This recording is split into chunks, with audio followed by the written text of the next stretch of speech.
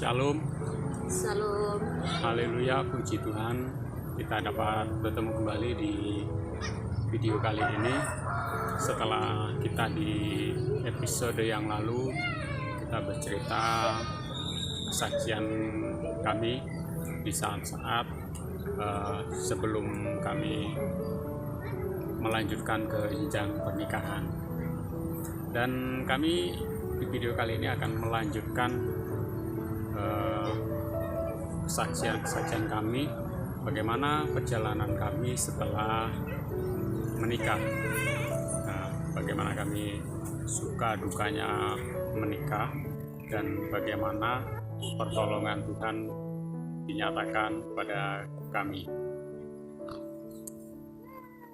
Setelah kita menikah, langsung aja. Setelah kita menikah, kami langsung berangkat lagi ke Bali karena pekerjaan saya di sana menunggu. Jadi terpaksa saya harus balik lagi ke pekerjaan saya. Dan di sana kami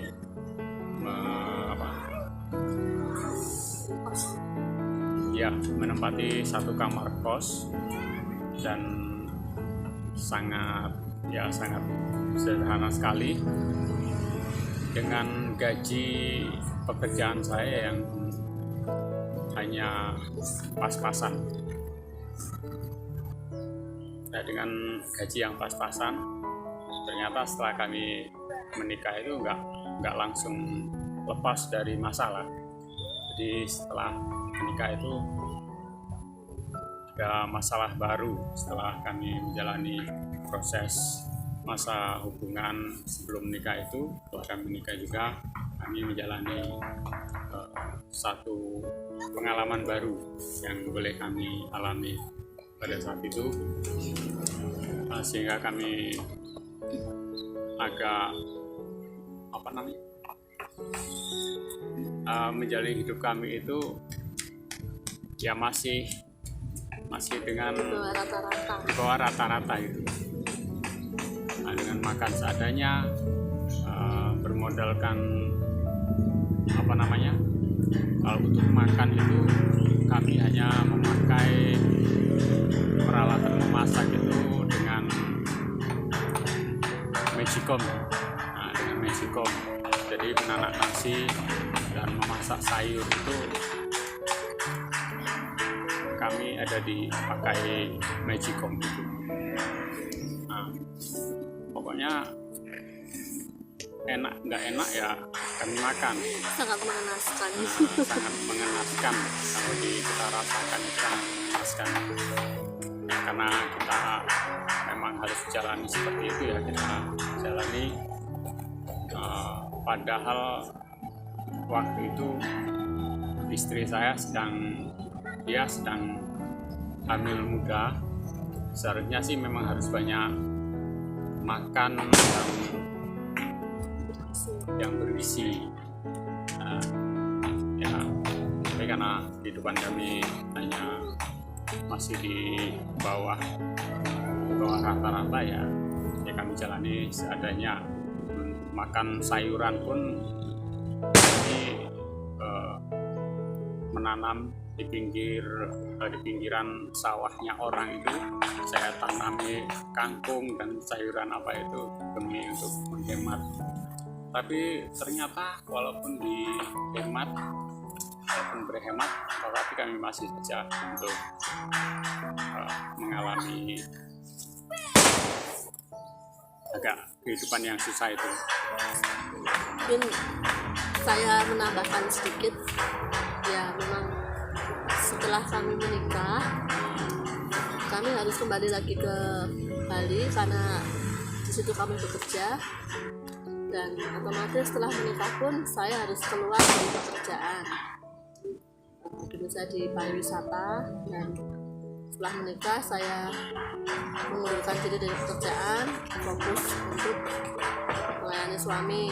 Dan di situ setelah beberapa bulan kami menikah dan saya pun akhirnya hamil, di situ saya hamil muda dan posisi pada saat saya hamil itu benar-benar sedang di bawah, benar-benar sedang nggak punya apa-apa, karena kan saya sudah keluar dari pekerjaan, otomatis saya sudah tidak punya gaji, hanya mengandalkan gaji suami. Dan di Pulau Bali itu semua serba mahal, jadi uang bulanan, gaji bulanan suami harus cukup. Sebenarnya nggak cukup, tapi harus dicukup-cukupkan untuk kebutuhan kami setiap bulan untuk membayar kos, untuk makan kami sehari-hari, dan ya untuk lain-lain. Dan memang sangat kurang sebenarnya, tapi ya Tuhan punya rencana. Tuhan selalu punya rencana. Di balik kesusahan semua itu Tuhan punya rencana yang lebih indah, dan percaya saja kita gak akan kekurangan. Kita juga banyak teman-teman di sana yang teman-teman juga dari perantauan yang saling membantu, saling tolong menolong. Dan puji Tuhan untuk mungkin soal makan agak kurang, tapi kita bersyukur apapun yang kita makan itu dapat menjadi berkat kesehatan, kekuatan dalam tubuh kami. Dan memang situasi yang sangat sulit setelah saya menikah, ya bisa dibilang sebelum menikah itu kehidupan saya, karena saya anak paling kecil waktu itu, ya lumayan agak santai, lumayan agak enak. Terus setelah menikah saya benar-benar harus keluar dari keluarga, saya harus mandiri, dan benar-benar kita harus bergantung kepada suami dan keluarga kecil ya, keluarga kami. Ya apapun harus kita lakukan karena memang pilihan kita gitu. Ya puji Tuhan kita mampu lah, kita bisa melewati semua itu sampai pada umur berapa ya, umur 5 bulan atau 6 bulan ya, 5 bulan sekitar ya, sekitar umur 5 bulan saya pulang kembali ke Jawa, pulang kembali ke Magelang. Itu seputar saya waktu itu hamil 5 bulan. Saya dan suami memutuskan untuk kembali ke Magelang karena mengingat usia kandungan sudah mulai agak membesar, karena di sana juga biaya untuk persalinan mahal. Kita kembali ke kota kecil kita untuk melakukan pekerjaan dan untuk melakukan persalinan di kota kami karena lebih murah biayanya. Dan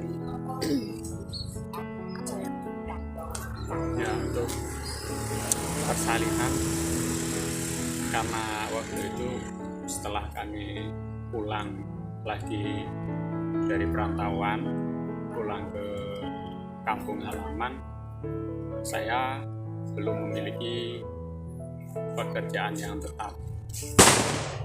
Tidak memiliki pekerjaan yang tetap, ya jadi kembali lagi ke penghasilan yang kadang-kadang ada, kadang-kadang nggak ada. Tapi puji Tuhan ketika anak kami mau lahir, itu ya kami yakin itu adalah cara Tuhan yang terbaik. Seharusnya anak kami lahir itu menghabiskan biaya yang lumayan besar karena anak kami kembar dan harus dioperasi, dan untuk biaya operasi itulah yang biayanya agak tinggi. Lalu kami diberikan jalan untuk mengurus sesuatu, mengurus surat-suratnya, sehingga ketika saat anak kami lahir itu kami hanya ketika anak kami lahir dengan istri saya dioperasi itu, maka akhirnya kami mendapatkan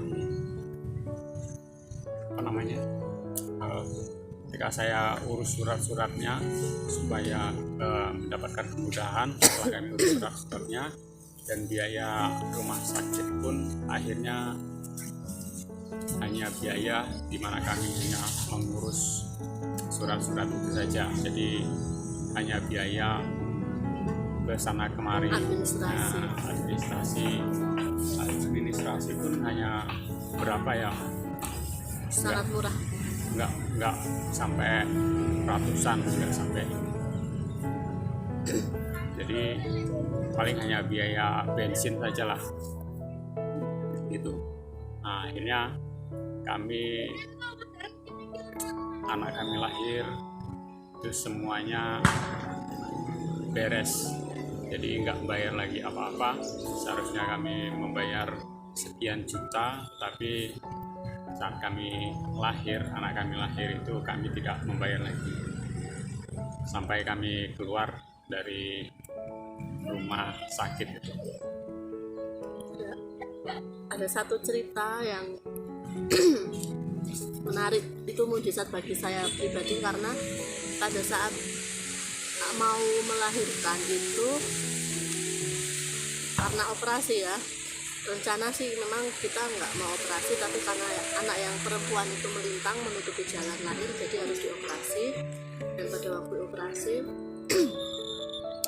dokter berkata, sebelum operasi kan itu harus suntik di tulang punggung belakang, katanya itu suntikan yang sangat sakit. Dan dokter bilang tahan ya, karena ini suntikan yang sakit sekali. Tapi saat itu saya benar-benar tidak merasakan sakit apapun sedikit pun, bahkan jarum masuk pun saya tidak merasakan. Dan saya kaget, tiba-tiba sudah Bu, saya kaget loh, sudah disuntik dokter bilang sudah. Loh kok saya nggak merasa apapun, masa ini suntikan yang paling sakit. Kalau operasi sesar itu memang biusnya dari belakang, dari tulang punggung belakang. Oh puji Tuhan, saya di situ, oh terima kasih Tuhan, saya tidak merasakan sakit bius sedikit pun, tidak terasa. Dan operasi juga berjalan sangat cepat ya, hanya setengah jam, 30 menit itu sudah terhitung dari awal saya masuk sampai keluar. 30 menit anak sudah lahir. Padahal itu memang sulit karena melintang dan kembar gitu. Anak kembar lebih lama biasanya, tapi itu wah, Tuhan pakai tangan dokter dan perawat-perawat itu luar biasa. Tuhan bekerja lewat dokter dan perawatnya untuk dapat membantu kami operasi dengan cepat. Wah, itu suatu mujizat yang sangat luar biasa bagi saya. Dan di ruang operasi itu pun ya sangat cepat sekali memang. Loh, kok sudah keluar 30 menit, 2 anak sudah keluar, sudah bersih ya, sudah dikasih ke kamu ya, itu 30 menit. Puji Tuhan, memang itu pekerjaan Tuhan. Dari soal biaya, soal proses, dan sampai anak kami lahir itu sangat-sangat luar biasa, sungguh-sungguh cepat sekali. Dan itu suatu keajaiban yang sangat indah buat kami, karena Tuhan juga memberikan bonus yang sangat luar biasa, sangat indah. Kami diberikan 2 anak kembar, dan kebetulan adalah cowok dan cewek. Biasanya kembar itu identik perempuan atau laki-laki dan laki-laki, tapi ini kami diberi anak kembar oleh Tuhan yang sangat indah, yang sangat istimewa. Tuhan memberikan hadiah buat kami, 1 anak laki-laki dan 1 anak perempuan, itu kembar. Terima kasih, puji Tuhan, kami bersyukur kepada Tuhan. Memang tidak pernah terpikirkan oleh kami, karena dalam keluarga saya dan keluarga Pak Pras tidak ada satupun keluarga kami yang mempunyai anak kembar. Katanya kalau kembar itu suatu keturunan, tapi ternyata enggak juga ya. Ternyata itu enggak gitu, karena keluarga kami masing-masing tidak ada yang punya anak kembar, hanya kami satu-satu perdana. Pertama kali kami punya anak kembar itu dari kami ya. Kalau bukan rencana Tuhan memang tidak mungkin ya, tidak mungkin seperti itu. Kami bersyukur sekali. Saya melanjutkan, anak kami kembar tapi laki-laki 1, perempuan 1. Sebelum anak kami lahir itu kami pernah berbicara mau anak laki-laki apa perempuan. Saya bertanya, kamu bertanya, saya jawab mau anak laki-laki ataupun anak perempuan saya terima. Saya bilang gitu, pokoknya laki-laki atau perempuan ya kita terima, kita bersyukur, kita syukuri. Nah, dengan kami seperti itu, saya percaya Tuhan melihat bahwa ketika kita berserah kepada Tuhan, menyerahkan mau laki-laki atau perempuan, jadi kita nggak perlu aku maunya anak laki-laki, terus yang satu aku maunya anak perempuan. Kita sebenarnya tidak usah seperti itu ya. Kita serahkan saja kepada Tuhan. Pada waktu itu saya serahkan kepada Tuhan, mau diberi anak laki-laki atau perempuan, terserah Tuhan yang ngasih, saya bilang gitu. Dan akhirnya Tuhan melihat apa yang hati saya, apa yang saya pribadi rasakan, dan menyerahkan semuanya kepada Tuhan, maka ya terjadilah seperti kehendak Tuhan. Kami diberikan satu laki-laki dan satu perempuan. Jadi 2 orang anak itu diberikan sekaligus oleh Tuhan, dan saya percaya semua karena kita berserah kepada Tuhan, karena kita percaya kepada Tuhan apa yang harus diberi kepada kita, ya kita berterima kasih, kita bersyukur kepada Tuhan. Intinya kalau kita percaya, kita berserah kepada Tuhan, itu Tuhan akan merasa senang sekali kepada kita. Seperti kita ketika mempunyai anak, ketika anak kita menyerahkan segala sesuatunya kepada kita, misalkan anak kita terserah papa, misalkan orang tua terserah mama, ketika anak kita menyerahkan kepada kita, perasaan kita kan mendapatkan kepercayaan dari sang anak. Nah, itulah satu gambaran bahwa kita harus mempercayakan segala sesuatunya kepada Tuhan. Dan juga saya terima kasih untuk para penonton yang setia mengikuti siaran kami di channel kami. Kami berterima kasih atas segala dukungan, dan terlebih lagi jika saudara kita sama-sama saling mendoakan satu sama lain. Ya, begitu saja. Sampai jumpa di kesaksian kami berikutnya. Dan bagi saudara yang ingin mendukung channel kami berkembang, video-video kami selanjutnya, silakan donasikan, subscribe saudara, supaya kami tetap berkarya untuk memuliakan Tuhan. Terima kasih, sampai jumpa. Tuhan Yesus memberkati.